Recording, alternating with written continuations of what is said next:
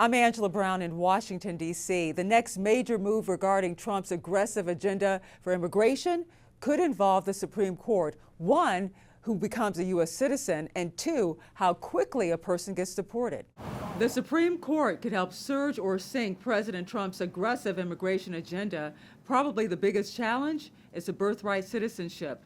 Once seen as legally untouchable, is now being questioned by President Donald Trump and even a small number of his Latino supporters. By that logic, then literally anyone, right, can become a citizen. You just make sure if you're pregnant, you give birth, and oh, that's it, I'm a citizen.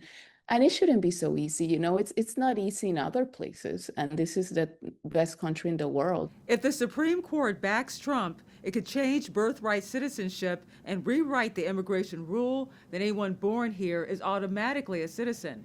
Then there's the Alien Enemies Act. Trump used this wartime power to fast-track deporting Venezuelans. The court blocked it, likely setting up a legal clash in the U.S. Supreme Court again. They invaded our country.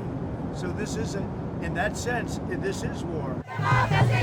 Democrats say both moves go too far, that ending birthright citizenship violates the Constitution, and using a wartime law for deportations strips people of due process. At the same time, ICE is moving through American cities, drawing harsh criticism from Democrats. This looks like modern-day slave patrols, and they have been sanctioned by this Supreme Court. Last year, the Supreme Court decided that officers cannot stop someone solely based on how they look. But in immigration cases, a person's apparent ethnicity can be a relevant factor when combined with other circumstances, drawing frustration from Democrats who the Trump administration still blames for the immigration crisis. The border is totally secure. You know, you forget. We had a border that I inherited where millions of people were coming through. Now we have a border where no one is coming through. The Supreme Court could hear arguments in birthright citizenship starting in the spring, and we could hear a decision maybe late June or early July. Reporting in Washington, D.C., I'm Angela Brown.